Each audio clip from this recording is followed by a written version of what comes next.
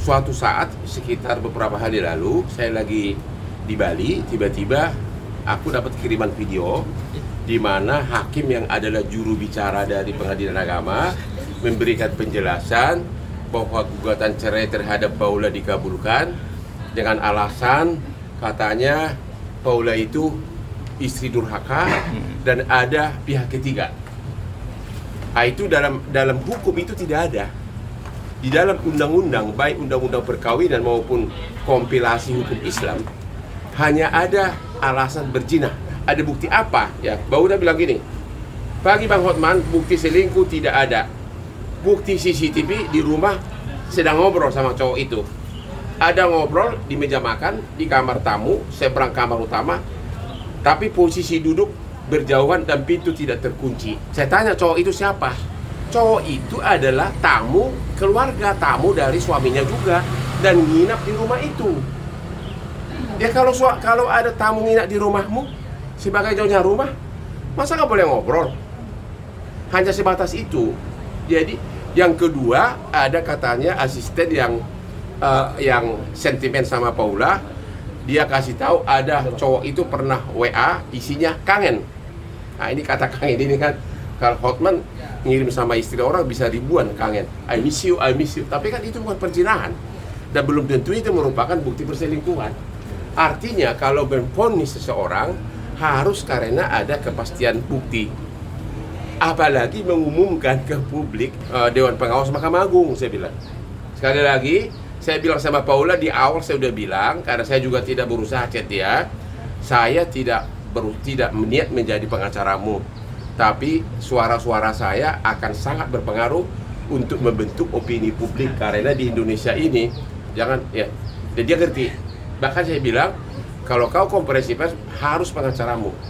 Kalau kau butuh saya untuk pendamping nggak apa-apa, tapi saya tidak mau jadi pengacaramu. Ya klien saya kan ratusan kasus-kasus besar bisnis gitu ya.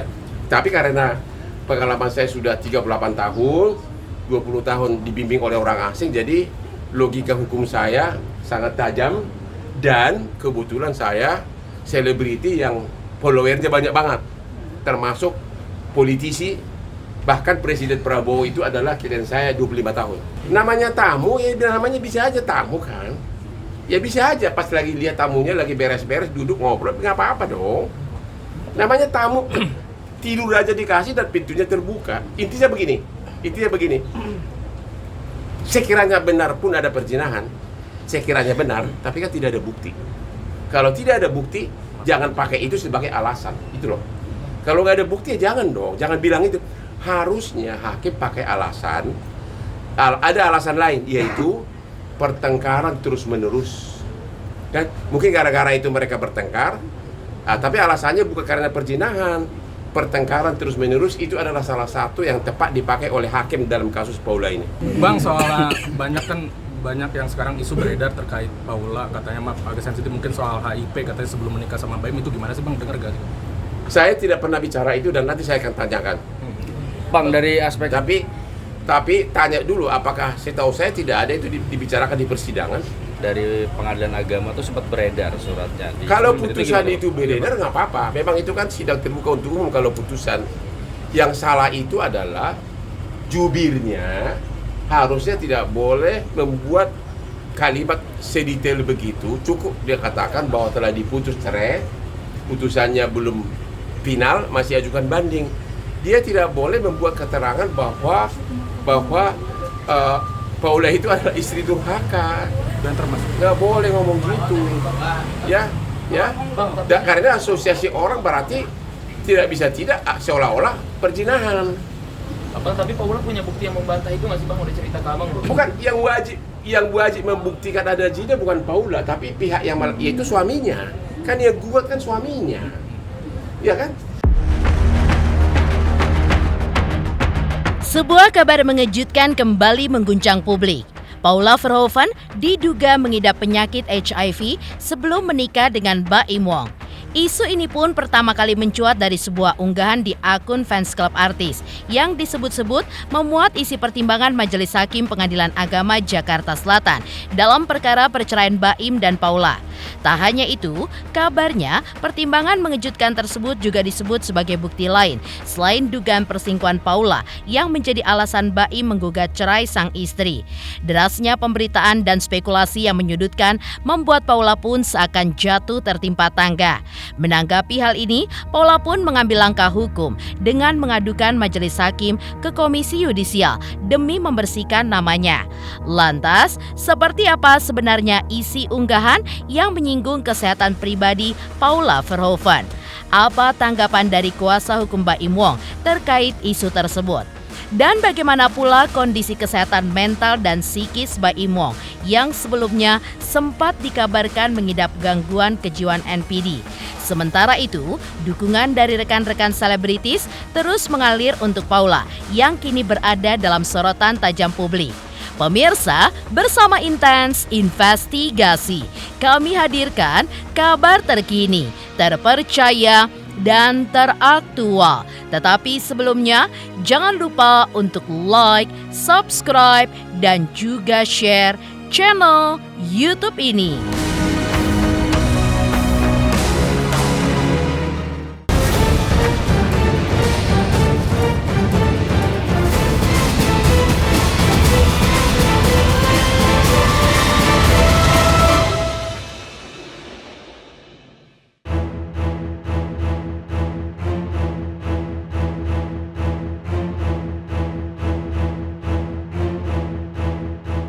Nasib Paula Verhoeven kini ibarat sudah jatuh tertimpa tangga. Setelah resmi divonis cerai dari Baim Wong dan dituduh berselingkuh, kini muncul pula isu baru yang tidak kalah mengejutkan. Paula pun diduga mengidap penyakit kritis dan berbahaya. Isu ini pun pertama kali mencuat dari sebuah unggahan akun @nickmind17 yang berjudul Bukti Perceraian Baim dan Paula. Unggahan tersebut diduga menampilkan beberapa poin pertimbangan dari Majelis Hakim Pengadilan Agama Jakarta Selatan yang berkaitan dengan putusan cerai pasangan selebriti ini. Salah satu yang paling mengejutkan dalam unggahan tersebut adalah pernyataan, berdasarkan hasil pemeriksaan kesehatan, pihak termohon diduga dinyatakan positif sebelum menikah dengan Baim Wong. Menimbang bahwa pemohon mengkhawatirkan anak-anak diasuh termohon karena terkait dengan masalah kesehatan termohon. Berdasarkan bukti P86 berupa surat balasan dari Rumah Sakit Keramat 126 yang menyatakan Dr. Profesor Zubairi Juhan tidak dapat menghadiri persidangan karena rahasia rumah sakit dan bahwa ada perjanjian dengan pasien, serta keterangan saksi Tuku Zaki Aswar dan Putri Nur Rizky Mayang binti Joni Jailani mengenai pemeriksaan kesehatan termohon sebelum menikah yang menyatakan termohon dinyatakan positif. Tak lama berselang, pasca kabar tersebut viral di sosial media, Paula pun mengunggah foto dirinya seorang diri, memandang suasana alam dengan caption, Allahumma barik, just relax, calm down, take a deep breath, and see how things work. #cerita Paula Ver, #Paula Verhoeven. Tulis Paula dalam postingannya. Unggahan tersebut dibanjiri dukungan netizen, tidak terkecuali para artis, termasuk Shireen Sungkar. Semangat! Semoga Allah Ta'ala jadikan kehidupanmu lebih baik lagi dan mempermudah semuanya ya. Komentar Shireen Sungkar pada postingan Paula.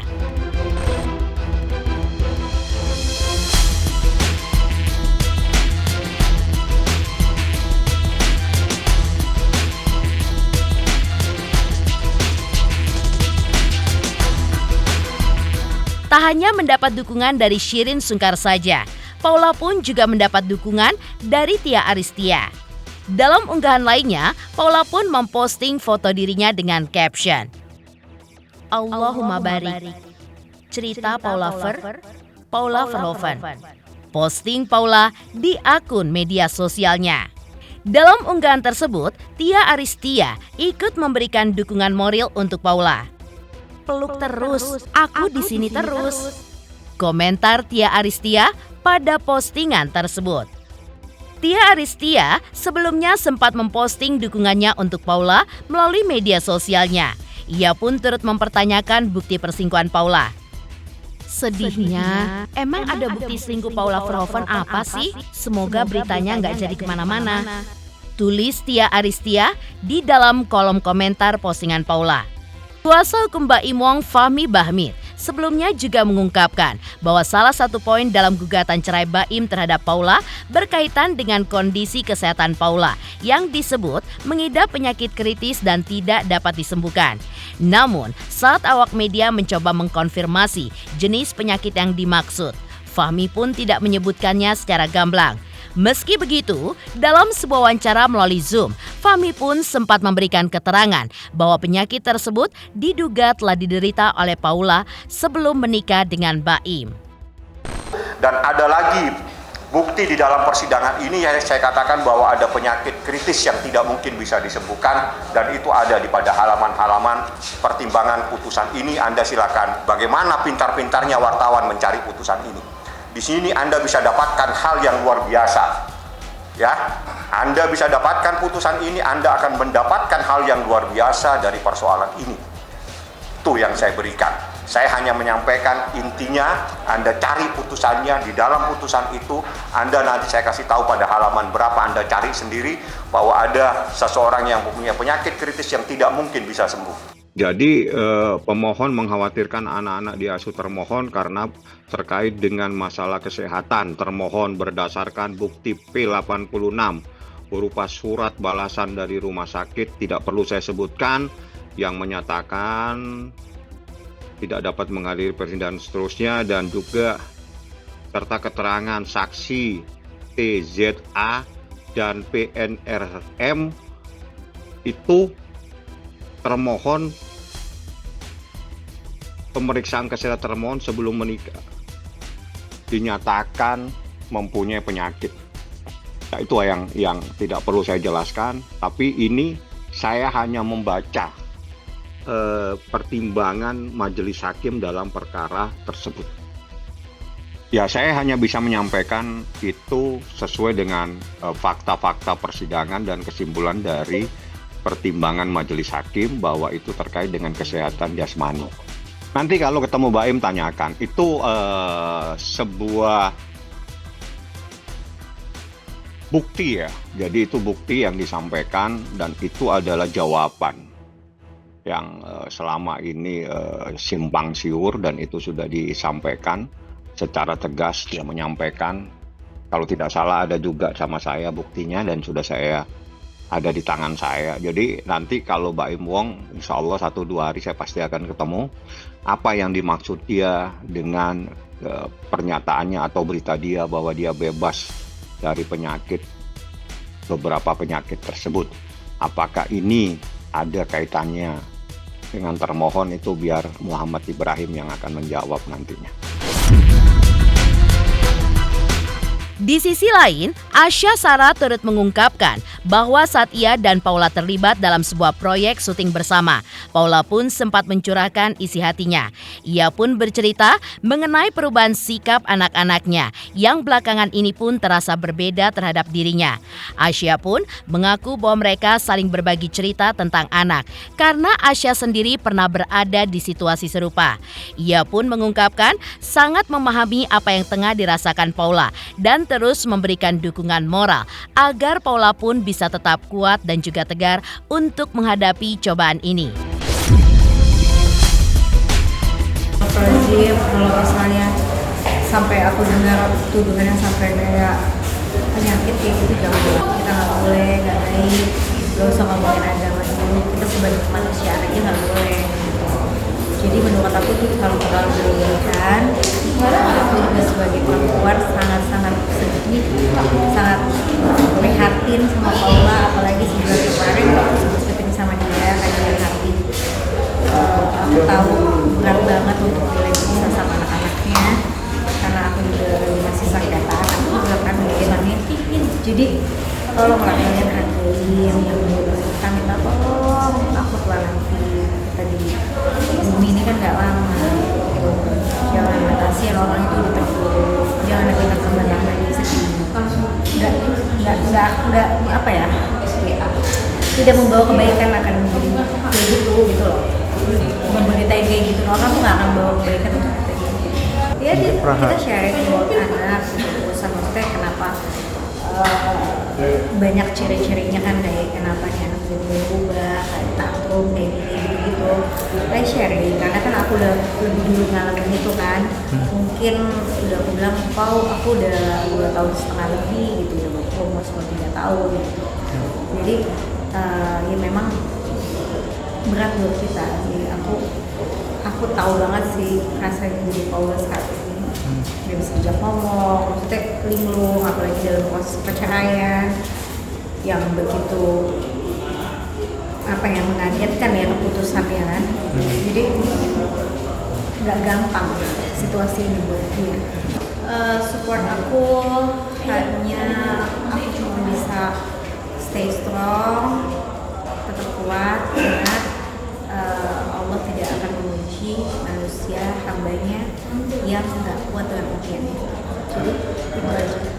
Ingat di situ, yakin setelah badai pasti berlalu.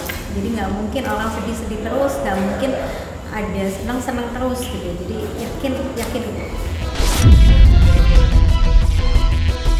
Paula Verhoeven sebelumnya telah mendatangi Komisi Yudisial untuk melaporkan Hakim Pengadilan Agama Jakarta Selatan. Laporan tersebut berkaitan dengan pertimbangan hakim saat menjatuhkan putusan cerai atas pernikahannya dengan Baim. Menurut Paula, hakim pun dinilai keliru dalam memberikan pertimbangannya.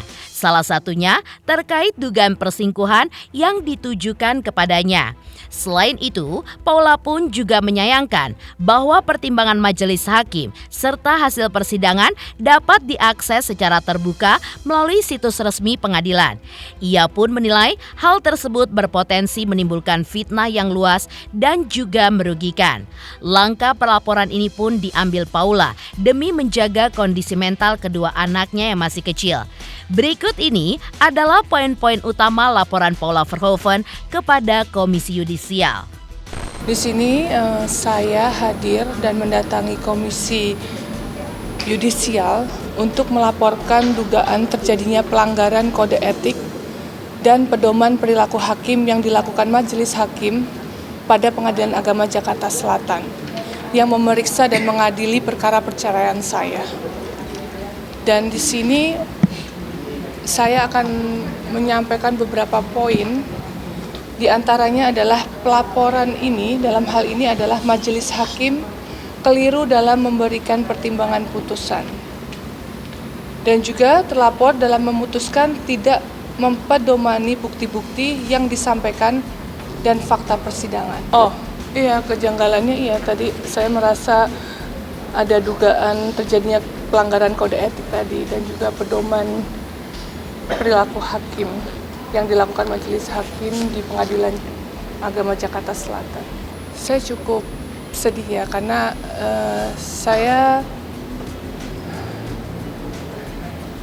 menurut saya ini fitnah ini sudah terlalu jauh ya, udah terlalu jauh, dan di sini saya punya 2 anak laki-laki.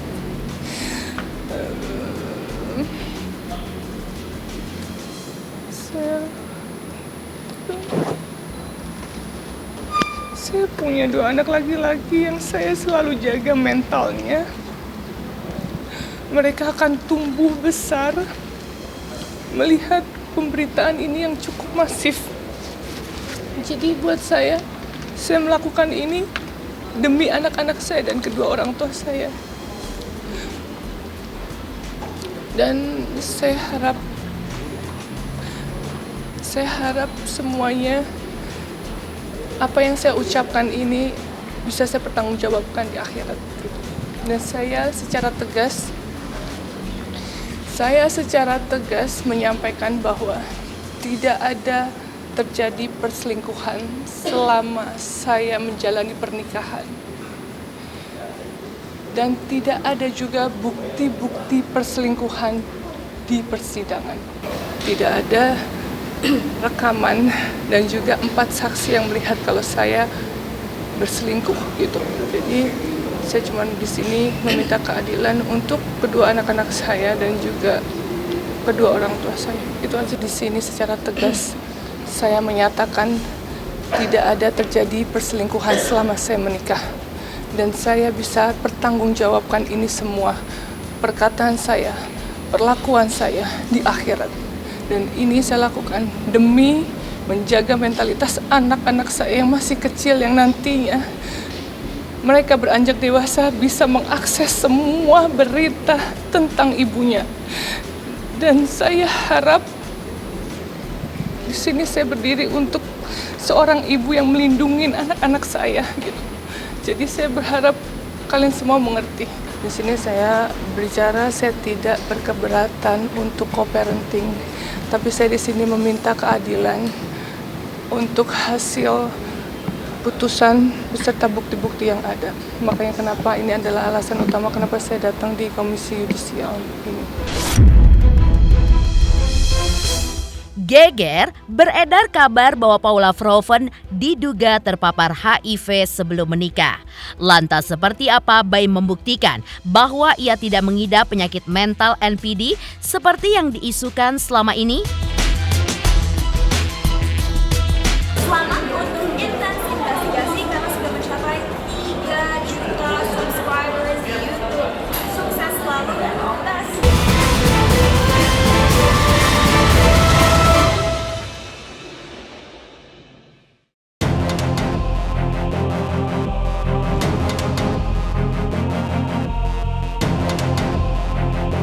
Perahara perceraian rumah tangga Baim Wong dengan Paula Verhoeven masih menjadi perbincangan netizen di jagat maya. Tak hanya Paula yang diterpa kabar miring, Baim pun juga mengalaminya. Netizen pun kerap mencurigai sosok Baim memiliki penyakit mental NPD.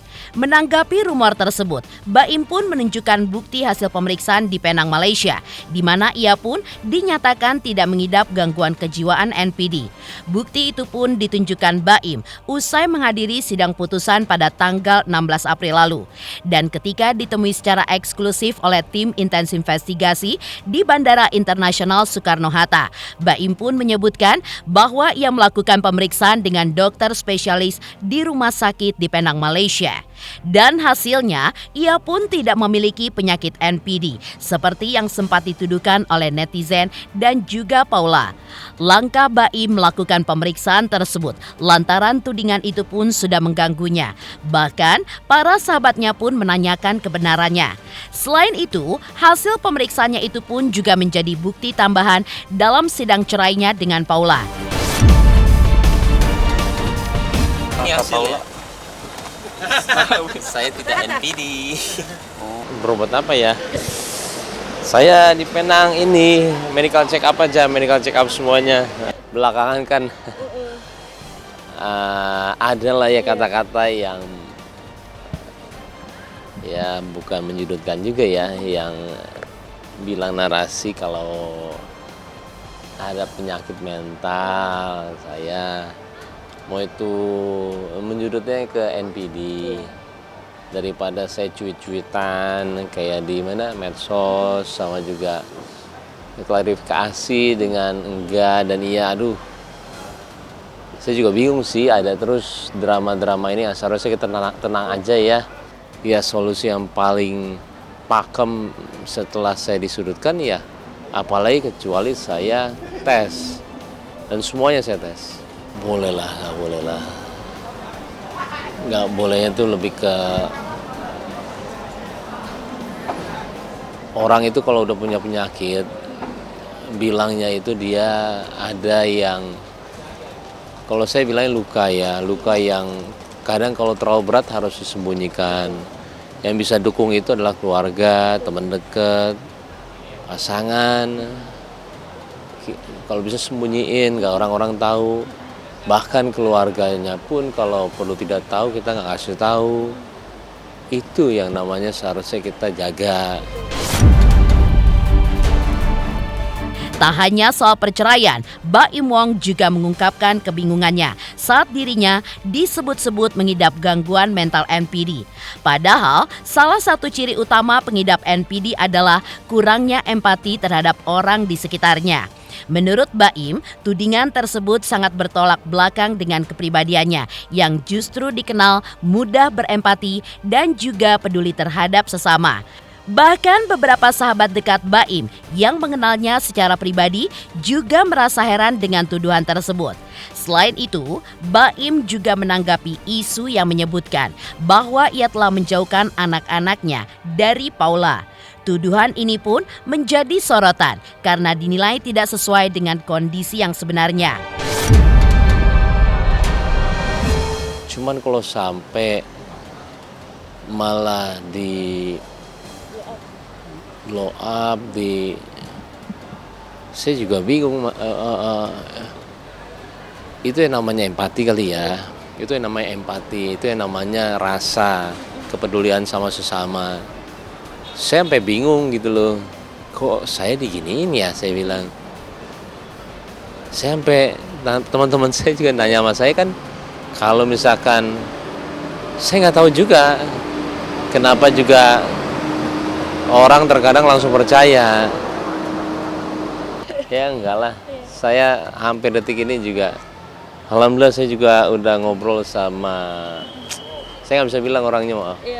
Cuman saya kemarin dia Minaldin, akhirnya kita ngobrol dan orang ini yang sangat lumayan, akhirnya saya tahu kenapanya.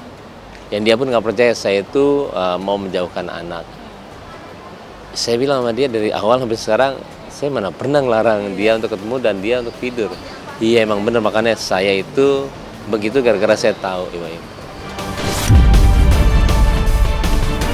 Pemirsa Intens Investigasi, jangan lupa saksikan terus Intens Investigasi.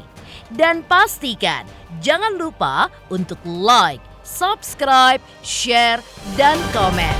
Tim redaksi Intens Investigasi juga mengucapkan banyak terima kasih kepada semua subscribers hingga kanal Intens Investigasi kini sudah mencapai 3 juta subscribers.